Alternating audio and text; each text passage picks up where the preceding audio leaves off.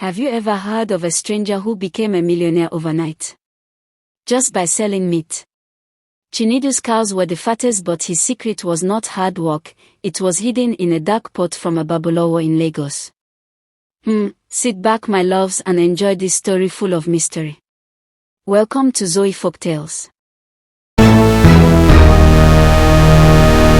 The village of Ojidai was peaceful. The market was small, and everyone knew each other. Then, a stranger named Brother Chinedu arrived. He bought the old meat stall at the market's edge. He was quiet, polite, but his eyes held a secret no one could decipher. Mallam Sani was the king of the market. His family had sold meat for 3 generations. He was respected and proud of his honest work. Brother Chinedu's meat appeared. It was always red, always fresh, and unnaturally tender. The smell alone made people's mouths water. His prices were impossibly low. A special blessing from God, he called it. Customers flocked to him, drawn by the quality and the price. Mallam Sani's customers dwindled. His regulars made excuses. His meat is just better, Mallam, they'd say, looking ashamed. Within months, Chinedu was rich. He built a big house and bought a new car.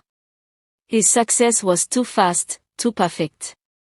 Mallam Sani was ruined. He couldn't feed his family. His pride was shattered. A deep, burning jealousy took root in his heart. The other vendors were also suffering. They gathered at Mallam Sani's home. "This is not natural," one said. "He is using juju." Mallam Sani decided to investigate. That night, he followed Chinedu to his secluded farm on the outskirts of the village. He saw Chinedu carry a small, black pot into his animal pen. The animals, cows and goats, stamped their feet, waiting eagerly. Chinedu pricked his own finger with a knife. He let his blood drip into the black pot. The pot seemed to ride and move on its own. He then fed the contents of the pot to his animals. They devoured it frantically. Their eyes glowed a faint, sinister red for a moment. Instantly, their muscles seemed to swell. They grew fatter and stronger right before his eyes. Mallam Sani stifled a gasp of horror. He had seen enough. This was dark magic. Chinedu was feeding his own blood and evil worms to the animals he later sold as meat. Mallam Sani ran to the village elders. He told them what he saw. Some believed him, others called him a jealous liar. He needed proof. He convinced a few brave young men to join him the next night. They would witness the abomination for themselves. The next night, they hid again. They saw the same ritual. The blood, the wriggling worms, the animals transforming. They were terrified. One of the youths vomited. The sound alerted Chinedu. "Who's there?" he called out, his voice sharp and dangerous. They ran back to the village, their hearts pounding. Now, they had their witnesses. The evidence was undeniable. The elders called an emergency meeting at dawn. The news spread like wildfire. The entire village was buzzing with fear and anger. Some villagers defended Chinedu. "He gives us cheap meat.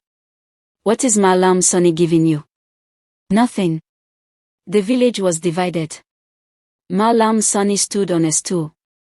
"Do you not see? The meat has a spell. It drags you to his store. You are not in control." An old woman spoke. "My child has been sick since we started eating his meat. She cries in her sleep about red eyes." The mood shifted. That settled it. A mob formed, led by Mallam Sani and the elders. They marched toward Chinedu's farm to confront him. They found Chinedu at his pen, the black pot in his hands. He was about to begin his nightly ritual. They had caught him red-handed. "Show us what is in the pot," Mallam Sani demanded. Chinedu tried to hide it, but the youths grabbed him. The pot was knocked over. Wriggling, dark worms spilled onto the ground, squirming in the dirt. The crowd gasped in collective horror. "You have eaten my blood!" Chinedu screamed, his composure gone. "You are all part of me now." His confession sealed his fate. The villagers' fear turned to rage. They fell upon him, beating him with their fists and sticks for his betrayal and dark magic. They dragged his beaten body through the market, past his own store. His wealth and success now meant nothing. The police were waiting. They took the barely conscious man into custody.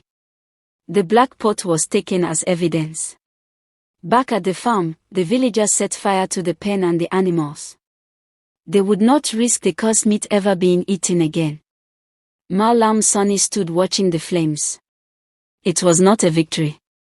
It was a purification. The village had been cleansed of a great evil. The next day, the market was quiet. Malam Sani reopened his store. Customers returned, but now there was a somber mood. People began to tell stories of strange dreams and illnesses fading away now that they had stopped eating the cursed meat.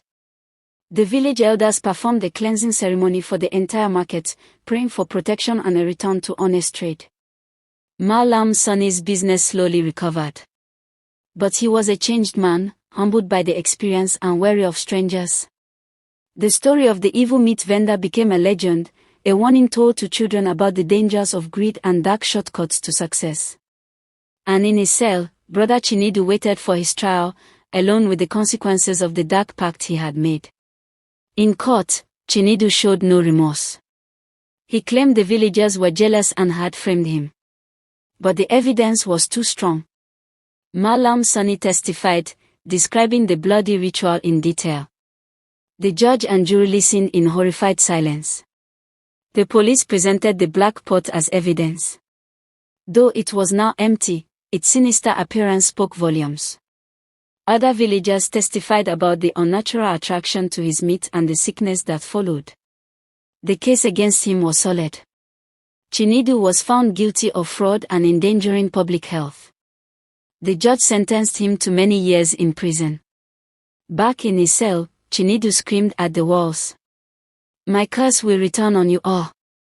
But his words were empty. That night, he awoke to a terrible itching all over his body.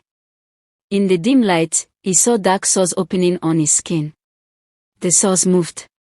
They were not wounds, but worms, the same dark worms from his pot, now crawling under his own skin. He screamed for the guards.